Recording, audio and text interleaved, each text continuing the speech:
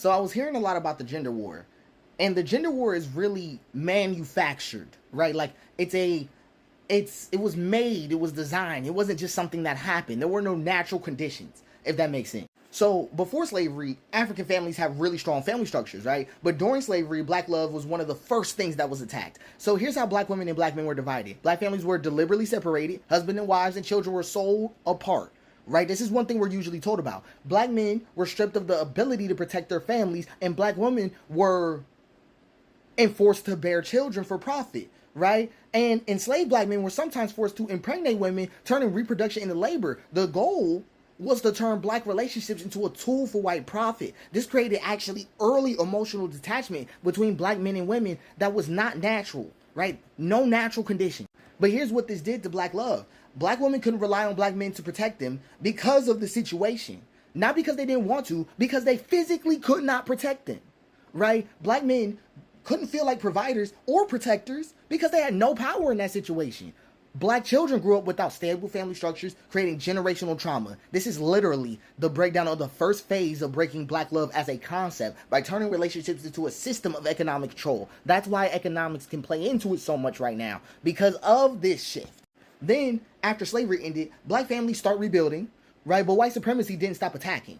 So here's actually how they were targeted post-slavery. Black men were criminalized through the prison system, right? Black codes, convict leasing, and black women were pushed into low-wage domestic work, keeping families economically weak. Lynching became a terror tool. Black men were killed to keep them powerless, right? Now, I'm not just saying black men were killed. We're talking about the intent, right, on black relational structures. Black success was violently destroyed. So Tulsa, Rosewood, Wilmington, right? Destruction.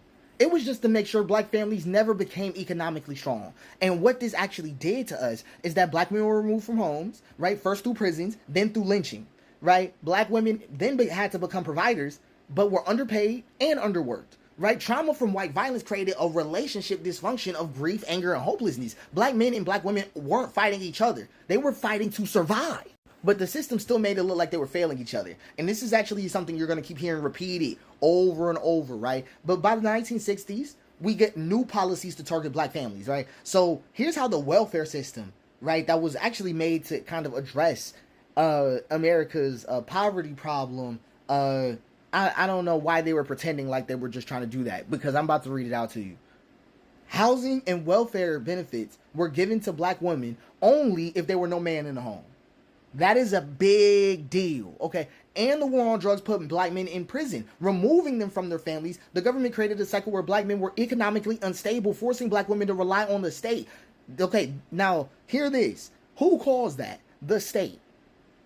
To break up black families yet again. We cannot let the shortness of our memory make our oppression longer. That cannot happen. So the economic and emotional connection between black men and women were actually damaged. Black women were literally forced to choose between survival and their man. Black men were locked out of the home, making them feel useless, right? Resentment grew. Black men felt unwanted and black women felt unsupported. Okay, this is the second major attack on black love, making sure economic survival depended on separation. That is something deeply unnatural and did not happen to other communities. That is something manufactured. So I'm still locked in. I'm still locked in though. The black men removed from homes, the media actually steps in to control the narrative of black love, right? So here's how the media created what I consider to be the modern gender war. Black women were praised for being independent, but also being told black men were useless. Who took black men at the home? Black men were shown to be as irresponsible fathers, criminals, or weak, right? Movies, music, TV reinforced the idea that black love was dysfunctional, right? I just talked to you about decades of damage, decades. And we was watching TV believing this. Rappers started pushing misogyny, making black women feel unwanted, projecting their resentment. Okay, and I hope you're seeing the carnal cycle, is that black women started to feel like they couldn't trust the black man, right? Because how you gonna be kicked out the house and then talk shit?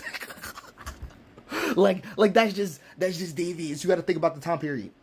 And black men felt like they were being replaced or discarded, which was not happening.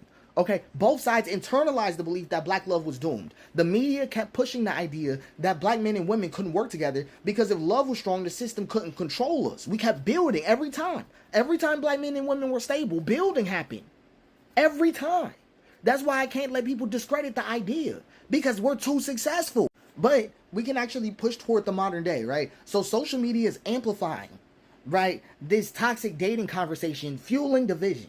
And black men's trauma is showing up in unhealthy ways, like economic, like emotional withdrawal. I'm about to say economic withdrawal, but that's a fact too, right? And domestic violence. And black women's exhaustion is making them reject traditional relationship roles, right? But this isn't necessarily a problem. This is just what's happening today. Black women need more support. The man, I've talked about this before. The original tradition.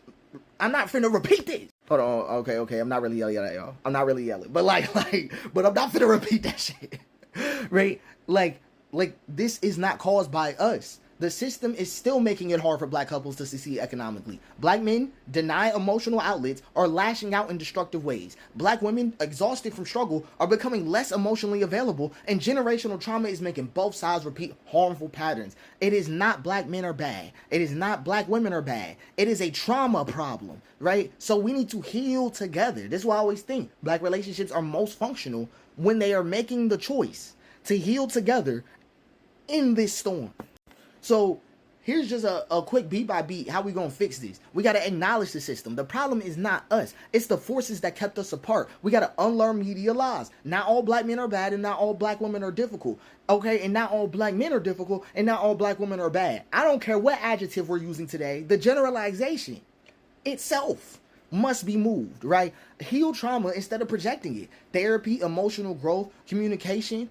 This is why hypermasculinity and things like this come off ridiculous, because instead of taking that time to ask yourself the question, you are in my face.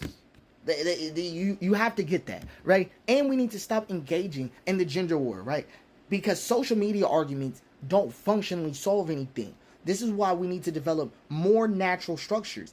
Even in the model I proposed, even in that, it's really just about acknowledging and addressing where we are. That's all anybody needs to do.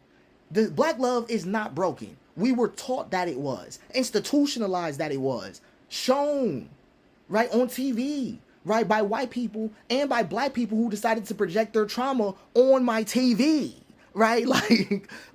So we need to just stop. The moment we stop fighting each other, right, the same type of force, the same thing we all believe in, really comes back every time. It's too consistent.